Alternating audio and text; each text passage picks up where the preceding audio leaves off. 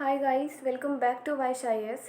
I am Ishi and इस वाले video में हम क्लास 8 का चैप्टर नंबर 10 कंप्लीट तो नहीं करेंगे, बट हाँ पार्ट 1 यहाँ पे हो जाएगा। ओके, ये लास्ट चैप्टर है गाइस, जल्दी से ये भी हम फिनिश कर लेंगे।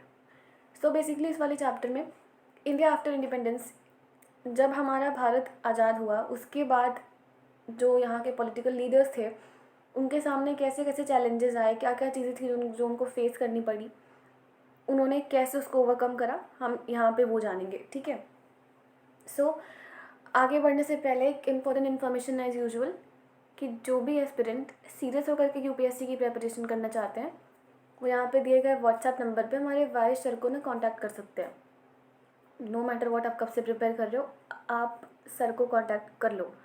जब भी पेपर देना हो, इस ईयर देना हो या फिर आफ्टर 5 और 6 ईयर्स, कभी भी आप एक बार सर को कांटेक्ट कर लो। चलो आगे बढ़ते हैं।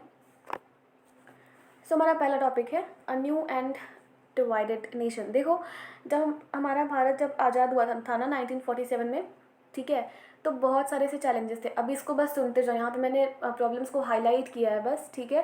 तो अभी आप बस जो मैं बोल रही हूँ आप उसको सुनते जाओ। चैलेंजेस बहुत सारे से थे, जिसमें से जिसका सोल्यूशन ना इमीडिएटली निकालना ज़रूरी था। देखो, पार्टीशन जब हुआ था ना, सभी को पता है इंडिया पाकिस्तान अलग अलग हो गए थे, ठीक है, वो एक अलग कंट्री बन गया था। तो जब पार्टीशन हुआ था, टोटल 8 मिलियन रिफ्यूज़ीज़ ऐसे थे जिनको पाकिस्तान जो अब बन चुका है, मतलब एट दैट टाइम जो पाकिस्तान हो चुका था, वहाँ से इंडिया आना था। ठीक है, मतलब टोटल 8 मिलियन ऐसे लोग थे जिनको इंडिया वापस आना था, अपना वो पाकिस्तान जो हो चुका था वहाँ उसको छोड़ करके।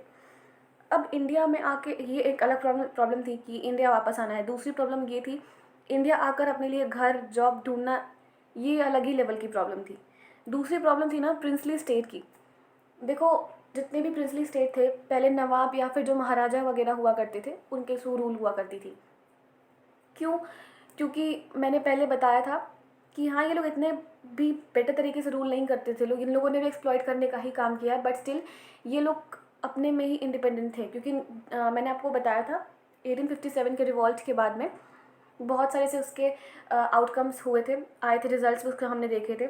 उसमें से एक ये भी था कि ब्रिटिशर्स ने ये अनाउंस कर दिया था कि हम आपके जो भी आपका पर्सनल मैटर है हम उसमें इंटरफेयर नहीं करेंगे, आपको जैसे रूल करना है वैसे करो, बट हाँ टाइम टाइम पे टैक्सेस देते रहना। ठीक है, ये था ना। तो जो प्रिंसली स्टेट थी उनको मर्ज करना था इंडिया के साथ में। तो सरदार वल्लभ भाई पटेल जी जो थे उस टाइम पे, उन्होंने जितने भी मेथड्स की पॉसिबिलिटी उन्हें लगी, जो कुछ भी करा, सब कुछ करके उन्होंने ऑलमोस्ट 500 प्रिंसली स्टेट को ना हमारे इंडिया में मिला दिया। ठीक है। और तीसरी सबसे बड़ी प्रॉब्लम ये थी, अगर आप लॉन्ग टर्म में प्रॉब्लम की बात करो, देखो ये जो प्रिंसली स्टेट वाली प्रॉब्लम है वो, और ये जो रेफ्यूजीज़ वाली प्रॉब्लम है, ये दोनों ऐसे प्रॉब्लम थे जिनका तुरंत ही ऑन द स्पॉट सोल्यूशन निकालना ना थोड़ा सा मैंडेटरी था उस टाइम पे। लॉन्गर टर्म में अगर मैं बात करूँ कि कोई प्रॉब्लम थी, तो उस टाइम पे इंडिया को एक ऐसा पॉलिटिकल सिस्टम अडॉप्ट करना था, ठीक है, जो उस टाइम के जो पॉपुलेशन थी उसकी एक्सपेक्टेशन को ना हर्ट ना करे, उनकी एक्सपेक्टेशन को फुलफिल करे। क्यों?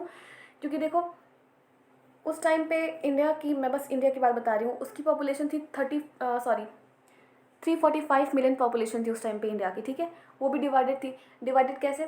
कास्टिज्म था बहुत सारा सा, लोगों के अंदर ये था कि अरे वो हाई कास्ट का है, वो लो कास्ट का है, तो हम उसको क्यों ही टच करें। ठीक है, ये अनटचेबिलिटी वगैरह थी उस टाइम पे। हाई कास्ट था, लो कास्ट, इन सब के बीच में डिफरेंसेस। हिंदू मुस्लिम्स खैर थे तो ना, तो उसमें भी डिफरेंसेस थे। जो हिंदू कम्युनिटी है कुछ उसमें ऑर्थोडॉक्स थे, कुछ नॉर्मल टाइप के थे, उनमें भी डिफरेंसेस थे।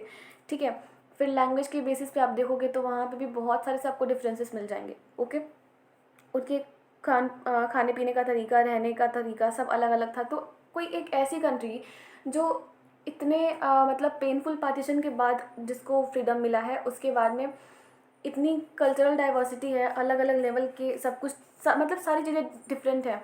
आप एक कंट्री को एक नेशन स्टेट कैसे बनाओगे जो हमेशा ही आगे जुड़ के रहें, ठीक है, कभी वो अलग ही ना हो। अच्छा, इस बीच में ना एक और भी इंसिडेंट हुआ था।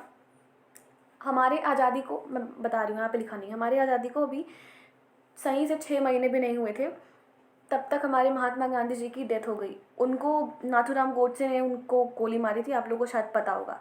ठीक है, तो उनकी डेथ हुई थी 30 जनवरी 1948 को।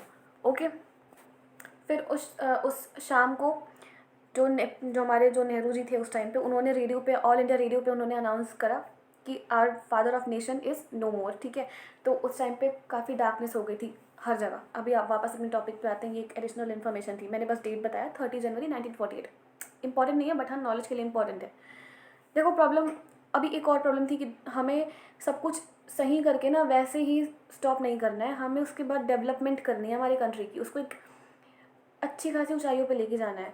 और इंडिपेंडेंस के टाइम पे जो हमारे इंडियंस थे मेनली वो ना विलेजेस में ही रहते थे, वो मेनली मानसून पे एंड एग्रीकल्चर पे ही डिपेंड थे, चाहे वो फार्मर्स हो या फिर पेजेंट्स हो, ठीक है। क्योंकि देखो उस टाइम पे क्या क्या था ना, इंडिया में इंडस्ट्रीज़ उतनी थी नहीं, और अगर थी भी जो कुछ बची कुची जो भी थी वो अंग्रेज़ों की कृपा से ही थी, कृपा से तो नहीं, खैर अपने लिए ही बनवाया था, बट स्टिल बनवाया तो उन्होंने ही था ना।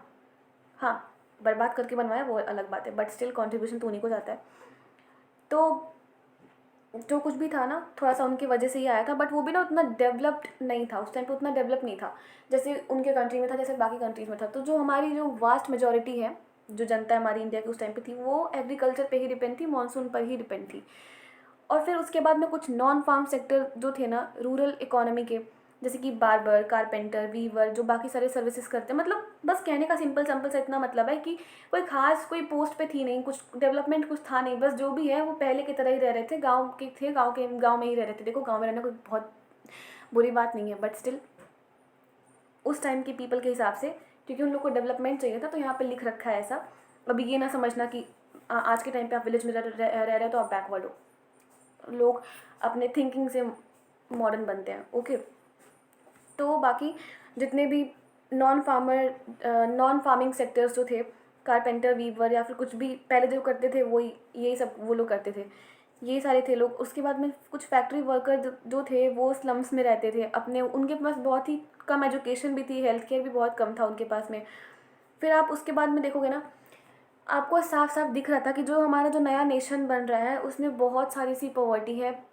जो अगर आप पॉवर्टी है आपके पास में, पूरा एरिया ही गरीबी से भरा पड़ा हुआ है, और आप खेती पे डिपेंड हो हमेशा, तो एग्रीकल्चर पे भी कहीं ना कहीं बर्डन आएगा ही, ठीक है।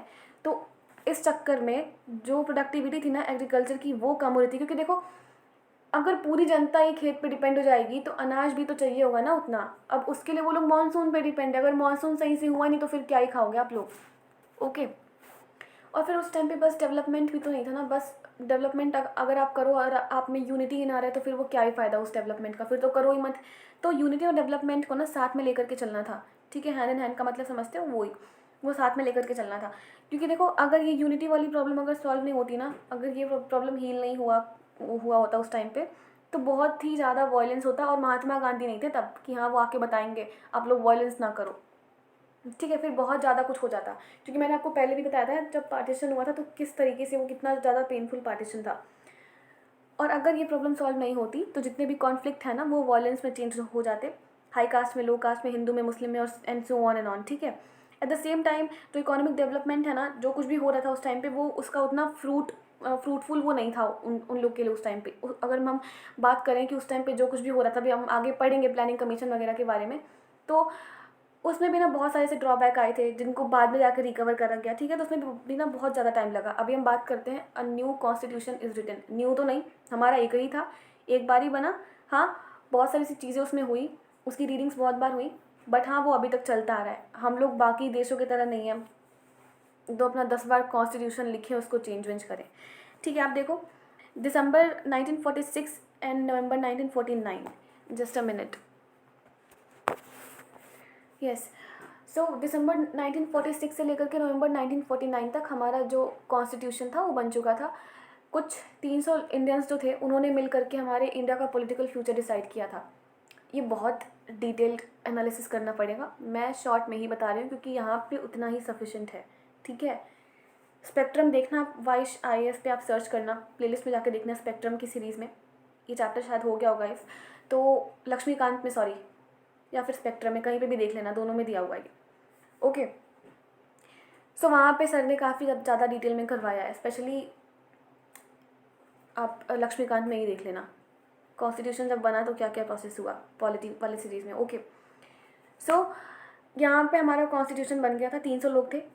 हाँ, कुछ इंपॉर्टेंट पॉलिटिकल पार्टीज से थे, जो उस टाइम की कॉन्स्टिट्यूएंट असेंबली थी ना, वो न्यू दिल्ली में बैठती थी।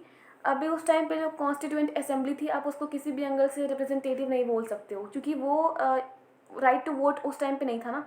उस टाइम पे उन लोगों को वोट बस उन लोगों ने किया था जो बहुत ही बड़े ज़मींदार थे, लैंडलॉर्ड थे, ठीक है। तो हाँ, वो रिप्रेजेंटेटिव तो कहीं से भी नहीं थी, बट स्टिल कोई बात नहीं, इन्होंने हमारा कॉन्स्टिट्यूशन बनाया है, अच्छे लोग थे, ठीक है। और फिर बाद में उसे फ्रेम करा गया 26 जनवरी, मतलब वो that came into affect on 26 जनवरी 1950, इतना आपको पता होगा। हमारे संविधान में एक बहुत ही ज़्यादा इंपॉर्टेंट चीज़ दी गई है, यूनिवर्सल अडल्ट फ्रेंचाइज, मतलब द राइट टू वोट। क्योंकि ये इकलौता ऐसा टॉपिक था जिस टॉपिक को लेके किसी में कोई डिबेट नहीं हुई। एक बार कह दिया गया कि हाँ राइट टू वोट देना है, मतलब राइट टू वोट देना है, इसको लेकर के कभी कोई डिबेट नहीं हुई।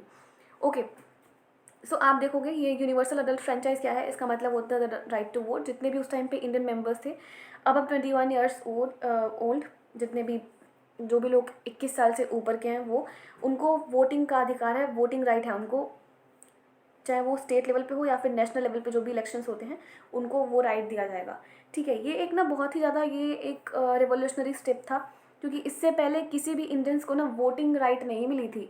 अगर मिली थी तो बहुत ही ज़्यादा लिमिटेड मिली थी। आप खुद भी देखो, कॉन्स्टिट्यूंट असेंबली के मेंबर्स तो ऐसे हैं जिनको बड़े बड़े ज़मींदार ने, लैंडलॉर्ड ने उनको वोट करके वहाँ तक पहुँचाया है, जिससे कि वो लोग हमारे इंडिया का पॉलिटिकल फ्यूचर डिसाइड करें। तो ये ना बहुत ही ज़्यादा बड़ी बात थी।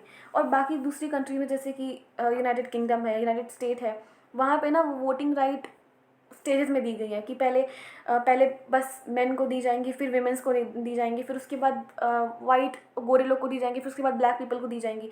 बट हमारे यहाँ ऐसा नहीं हुआ। हमारे यहाँ बस एक सिंपल सा रूल बन गया, 21 साल से जो भी ऊपर है उसको वोटिंग का अधिकार, वोटिंग राइट है बस। उसके बाद कभी इस बात पर डिबेट कभी हुआ ही नहीं, ठीक है। और फिर आप देखोगे ना कि अमेरिका और ब्रिटिश में, मतलब सॉरी ब्रिटेन में, जो विमेंस हैं उनको बहुत बाद में जाके वोटिंग राइट्स मिले हैं, हम लोगों से भी मतलब बहुत ज़्यादा बाद में, एक बिटर स्ट्रगल के बाद में विमेंस को वोटिंग राइट मिले हैं, ठीक है। और फिर हम लोग जो हैं, हम लोग इर्रिस्पेक्टिव ऑफ जेंडर, क्लास या फिर एजुकेशन, हम लोगों ने सभी को वोटिंग राइट्स दिए थे। हाँ, बस एलिजिबिलिटी क्राइटेरिया है एज, ठीक है, एज लिमिट है वहाँ पे। दूसरी हमारे इंडियन कॉन्स्टिट्यूशन की सबसे बड़ी फीचर ये थी, देखो एक फीचर था यूनिवर्सल अडल्ट फ्रेंचाइज, दूसरी फीचर ये थी इक्वालिटी बिफोर लॉ। आप कोई भी हो, नो मैटर वॉट, आप कानून के आगे एक ही हो।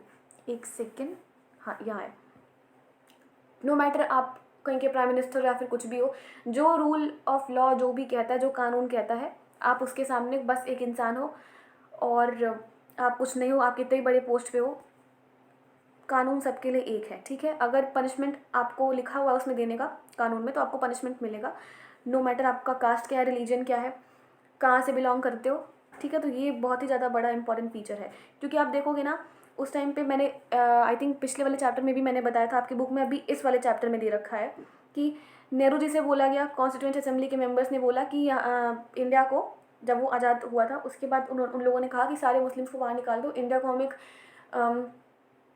यू कैन से हिंदू राष्ट्र, जो अभी डिबेट में चल रहा है बहुत सारा सा, हाँ, बट हाँ, इंडिया को हम एक हिंदू मेजोरिटी वाला स्टेट बनाएंगे, यहाँ पे बस हिंदू रहेंगे। तो उन्होंने साफ साफ मना कर दिया था, उन्होंने कहा था कि नहीं, इस्लामिक पाकिस्तान बन गया, हम इसको ये हिंदू पाकिस्तान नहीं बनने देंगे, ठीक है। तो यहाँ पे सब लोग इक्वल हैं, कानून की भी नज़र में और हमारी भी नज़र में सब लोग इक्वल हैं, ठीक है। और अगर मुस्लिम्स को छोड़ो, क्योंकि उन्होंने ये कहा ना कि ऐसा नहीं कि यहाँ पे बस मुस्लिम है, यहाँ पे सिख भी हैं, क्रिश्चियन भी हैं, जैन्स भी हैं, पारसीज भी हैं। आप किसी एक को अवॉइड करोगे ना, बाकी सबका क्या, अगर आप बाकी सबको माइनॉरिटी में लेके चले आओगे तो उनको तो साफ साफ दिखेगा ना कि हाँ हमारा इंटरेस्ट हार्म हो रहा है, तो फिर वो भी कल को रिवॉल्ट कर दे, नहीं हमें अपना अलग पंजाब चाहिए, हमें अपना अलग पता नहीं क्या चाहिए, ठीक है। जैसे पाकिस्तान की डिमांड करे थे वो लोग, तो वैसे ही ये जो सिख लोग हैं वो लोग पंजाब की डिमांड कर देते, और क्या जैन लोग हैं, पारसी लोग हैं, वो कुछ और की डिमांड कर देते। तो आप सबको ऐसे अलग अलग तो नहीं कर सकते ना, तो ये भी रीज़न था, सो उन्होंने मना कर दिया। एंड फिर हमारा जो नया कॉन्स्टिट्यूशन है उसमें सेम राइट्स दिए गए हैं, चाहे वो हिंदू हो या फिर मुस्लिम हो, किसी भी चीज़ के लिए आप गवर्नमेंट, आप किसी जॉब के लिए जा रहे हो, प्राइवेट सेक्टर में जॉब के लिए जा रहे हो, कुछ भी हो, सभी के लिए सेम अपॉर्चुनिटी है, सभी के लिए सेम राइट है। तीसरा फीचर जो था, सबसे इम्पॉर्टेंट फीचर था हमारे इंडियन कॉन्स्टिट्यूशन का, ऐसे इंपॉर्टेंट तो सभी चीज़ होते हैं, ऐसा तो नहीं है कि कोई इंपॉर्टेंट नहीं है, ठीक है। बट हाँ, थर्ड फीचर की बात करते हैं, जो एट दैट टाइम हमारे इंडिया की जो पुअरेस्ट सेक्शन थी ना, और जो बहुत ही ज़्यादा डिसएडवांस्ड जो सेक्शन था, उनके लिए स्पेशल प्रिविलेजेस, उसकी व्यवस्था करना, ये है हमारा कॉन्स्टिट्यूशन का तीसरा फीचर। अच्छा लगा मुझे ये वाला फीचर, कह सकते हैं, इंपॉर्टेंट है भी। फिर जो अनटचेबिलिटी होती थी, जैसे मैंने बताया कि वो लो कास्ट का है, वो हरिजन है, वो SC ST से बिलोंग करते हैं, तो हम उसको टच ही नहीं करेंगे। जहाँ पे वो गए हम वहाँ से पानी नहीं पियेंगे, उसके लिए पानी का नल अलग से, हमारे लिए अलग से। जो ये सारी चीज़ें थी, इसको इन लोगों ने बैन कर दिया। अगर आप YCS को फॉलो करते हो, मीन्स हमारे इस चैनल को फॉलो करते हो, और तो सिंपल सी बात है, आपने लक्ष्मीकांत की सीरीज़ देखी होगी। लक्ष्मीकांत में बहुत पहले ये चैप्टर कवर हो चुका है। अब जरा बताओ कौन से आर्टिकल में हमारे इंडियन कॉन्स्टिट्यूशन के अनटचेबिलिटी को अबॉलिश करा गया है। ओके, उसके बाद में आप देखोगे, अच्छा, कॉन्स्टिट्यूएंट असेंबली के ना एक मेंबर थे HJ खंडेकर, उन्होंने ये कहा था कि जो आज upper caste and lower caste में आप लोग जो ये डिफरेंस क्रिएट कर रहे हो ना, जो आज हरिजन या फिर जो लोअर कास्ट की जो स्टेटस है, उसके लिए अपर कास्ट वाले ही जिम्मेदार हैं। आप जो हरिजन को बोलते हो ना कि वो अनफिट हैं आप लोगों के लिए या फिर हम सबके लिए, उसके लिए जिम्मेदार कौन है? उसके लिए और कोई जिम्मेदार नहीं है, उसके लिए जो अपर कास्ट वाले लोग हैं ना, वही जिम्मेदार है। और फिर वो सही तो बात बोले, सिंपल सी बात है। अगर वो लोग उतना डोमिनेट नहीं करते तो फिर क्या आपको लगता है कि ये मतलब ऐसा हो पाता, इन लोगों को कोई अनफिट ट्रीट कर पाता? और जो ये लोअर क्लास के पीपल थे ना, जो ये हरिजन थे, SC ST, जो भी आपको जो भी समझना है समझो, इनका ऊपर उठ के आना ना बहुत ज़्यादा ज़रूरी था। उसके बाद में ये अनटचेबल्स के साथ साथ में कुछ आदिवासी भी थे, कुछ शेड्यूल ट्राइब भी थे। जैसे मैंने पहले भी बता रखा था कि अंग्रेज़ों के राज में उन्होंने भी बहुत ज़्यादा सफ़र किया है, ठीक है। तो उनके लिए भी रिजर्वेशंस, सीट्स में, जॉब में, हर एक चीज़ में उनको भी ग्रांट करी गई। जैसे कि शेड्यूल कास्ट है, बहुत सारे से इंडियंस ऐसे हैं जो डिप्राइव होते हैं, जिनके अगेंस्ट में डिस्क्रिमिनेशन होता है। तो शेड्यूल्ड कास्ट के भी लोगों के साथ होता है। इवन आज भी तो देखते ही हो, आपने पॉलिटिकल इक्वालिटी लेके आप चले आओ, बट सोशल इक्वालिटी अभी तक मेरे ख्याल से तो नहीं आई है। क्योंकि हाँ, मैं खुद भी देखती हूँ, ऐसे बहुत सारे से लोग हैं जो आज भी SC ST को वैसे ट्रीट नहीं करते हैं। स्पेशली ये होता है विलेजेस में, और जो बहुत बड़े बड़े लोग होते हैं ना सिटीज़ में, उनके भी दिमाग में ये पता नहीं फोबिया है कि पता नहीं क्या है, वो होता है कि हाँ उनके पास मत जाओ, वो लोअर कास्ट के हैं। तो ये सारी चीज़ें आज भी एग्जिस्ट करती हैं। हाँ, पहले कितनी नहीं करती हैं, बट स्टिल आज भी करती हैं। फिर उसके बाद में बहुत एक लॉन्ग सा डिबेट हो रखा था कॉन्स्टिट्यूएंट असेंबली में, क्योंकि उन लोग की डिमांड थी कि कुछ परसेंटेज ऑफ सीट्स लेजिस्लेचर में as well as government job में रिजर्व कर दिया जाए लोएस्ट जो कास्ट है ना, लोअर कास्ट है ना, उनके लिए। कुछ लोगों का ऑफकोर्स ये मैंने हरिजन के बारे में मैंने बता दिया, यस। तो ये 3 कुछ बेसिक से फीचर्स थे। अभी तो बहुत सारे से फीचर्स हैं, बट हाँ, ये कुछ जो फीचर्स मैं यहाँ पे बता रही हूँ ना, आप उसको याद रखना, क्योंकि ये आपके पॉलिटी में भी दे रखा है। आई थिंक क्लास 11th में दे रखा है, हमारे YCS के पॉलिटी के सीरीज़ में भी सर ने करवाया होगा। तो ये कुछ फीचर्स हैं इंपॉर्टेंट से, उसे याद रखना, इतने से काम हो जाएगा। चलो अभी बात करते हैं डिबेट के बारे में। एक ना बहुत ही बड़ी सी डिबेट ये थी कि अभी, क्योंकि बहुत जो कॉन्स्टिट्यूएंट असेंबली थी ना, उनमें भी बहुत सारी सी डिबेट हो रखी है। तो उनमें एक बहुत बड़ी डिबेट ये थी कि हम सेंटर को स्ट्रॉन्ग करें या स्टेट को स्ट्रॉन्ग करें। तो कुछ लोग कह रहे थे कि जो सेंटर का जो इंटरेस्ट है ना, वो सबसे पहले आना चाहिए, क्योंकि अगर at that time centre strong होता तो ये नौबत नहीं आती कि इतने साल अंग्रेज़ों ने हमारे पे राज करके चले गए। कुछ लोग कह रहे थे कि नहीं, स्ट्रॉन्ग सेंटर नहीं होना चाहिए। जो प्रोविंशियल ऑटोनॉमी है, जो मैंने बताया था, government of India act 1935, sorry 1835, ऐसा कुछ था, 1935 था, सॉरी माय मिस्टेक, वो 1935 ही था। गवर्नमेंट ऑफ इंडिया एक्ट 1935 आया था, वहाँ पे दी गई थी प्रोविंशियल ऑटोनॉमी। तो कुछ लोग ये कह रहे थे कि सेंटर को स्ट्रांग होना चाहिए, कुछ लोग ये कह रहे थे कि जो स्टेट है उसको स्ट्रांग होना चाहिए। बट बाद में ये कंक्लूजन निकला कि दोनों को ही इक्वल स्टेटस दिया जाएगा। बट हाँ, सेंटर स्ट्रांग होगा, बट इतना नहीं कि वो डोमिनेट ही कर दे पूरा स्टेट को, कि जो वो बोले वही स्टेट करे। उनको ऑटोनॉमी दी जाएगी। बट उस टाइम पे ये था ना कि वो लोग ये सोच रहे थे कि अगर हमने स्टेट्स को ऑटोनॉमी दे दी, इन प्रोविंसेस को ऑटोनॉमी दे दी, तो कल को ये फिर से डिमांड करेंगे कि नहीं हम अलग, फिर क्या करोगे आप? अब बार बार तो आप ऐसे चेंज नहीं कर सकते ना संविधान वगैरह को। तो ये प्रॉब्लम थी। सो मैसूर के एक मेंबर थे उस असेंबली में, तो उन्होंने कहा कि इसका क्या मतलब है, कहना क्या चाह रहे हो आप, कि आप अगर आप सेंटर को स्ट्रांग करते हो तो बस डेमोक्रेसी कहाँ रहेगी, बस दिल्ली में ही डेमोक्रेसी रहेगी, बाकी जगह पे डेमोक्रेसी नहीं रहेगी। और अगर कोई एक चीज़ स्ट्रांग हो रहा है तो वहाँ पे डेमोक्रेसी है ही नहीं, फिर किस बात की आप, कौन सी बात की आप लोकतंत्र पे बिलीव कर रहे हो?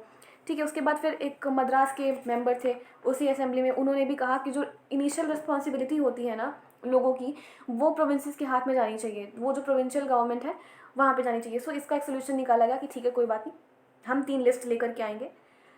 उस लिस्ट के बारे में आप भी जानते हो, जस्ट अ मिनट, गिरा पॉलिटी में पढ़ रखा होगा आपने YCS चैनल पे, अगर आप इसे फॉलो करते हो तो। ओके, तो इन्होंने कहा कि ठीक है कोई बात नहीं, हम 3 लिस्ट ले आएंगे, एक यूनियन लिस्ट, ठीक है, स्टेट लिस्ट, और उसके बाद में कंकरेंट लिस्ट। तो यूनियन लिस्ट में क्या है, अच्छा ये आपको याद करना पड़ेगा, पॉलिटी के भी पर्सपेक्टिव से बहुत इंपॉर्टेंट है, हिस्ट्री में तो है ही इंपॉर्टेंट। तो यूनियन लिस्ट में क्या आएगा, जो टैक्स है, जो डिफेंस है, जो फॉरेन अफेयर्स हैं, वो सारी चीज़ें आएंगी। इनकी रिस्पॉन्सिबिलिटी कौन ले रहा है, सेंटर। जो स्टेट लिस्ट में क्या आएगा, एजुकेशन है, हेल्थ की जो फैसिलिटीज़ है, जो नॉर्मल सी चीज़ें हैं, ठीक है, वो आएगी स्टेट लिस्ट में। और जो कॉन्करेंट लिस्ट ये है, जैसे कि फॉरेस्ट हो गया, एग्रीकल्चर हो गया, ये सारी सी चीज़ें आएंगी कॉन्करेंट लिस्ट में, ठीक है। अच्छा, कॉन्करेंट लिस्ट में एक खास बात ये है कि इस पर स्टेट और सेंटर दोनों की जॉइंट रिस्पॉन्सिबिलिटी होती है, ओके, बस यही खास बात है। दूसरा एक बहुत ही ज़्यादा मेजर डिबेट था लैंग्वेज को लेकर के कॉन्स्टिट्यूएंट असेंबली में। हम इस पे अगली वाली वीडियो में बात करेंगे कि लैंग्वेज को लेकर के क्या डिबेट रहा है। अभी मैंने बता दिया कि कुछ फीचर्स थे हमारे इंडियन कॉन्स्टिट्यूशन के उस टाइम के हिसाब से, आज भी हैं वो बेसिक फीचर्स, बढ़िया बढ़िया फीचर्स दे रखे हैं। आप जब हाई क्लास की बुक पढ़ोगे ना, वहाँ पे आपको सब पता चलेगा, बट अभी के लिए इतना जानो, धीरे धीरे आगे बढ़ो, तभी जाके चीज़ें याद रहेंगी। एक ही बार बहुत सारा पढ़ लेने से ना कुछ आएगा नहीं, सब दिमाग से निकल भी जाएगा। उसके बाद मैंने कुछ फीचर्स बताया, मैंने को फिर आई थिंक एक ही तो डिबेट बताई है अभी तक, यस मैंने अभी तक एक ही डिबेट बताई है। कल हम लोग डिस्कस करेंगे लैंग्वेज को लेकर के क्या डिबेट चल रही थी उस बारे में, और फिर कुछ इक्वालिटी को लेकर के, जैसे मैंने बताया कि सोशल इक्वालिटी भी चाहिए होती थी उस टाइम पे।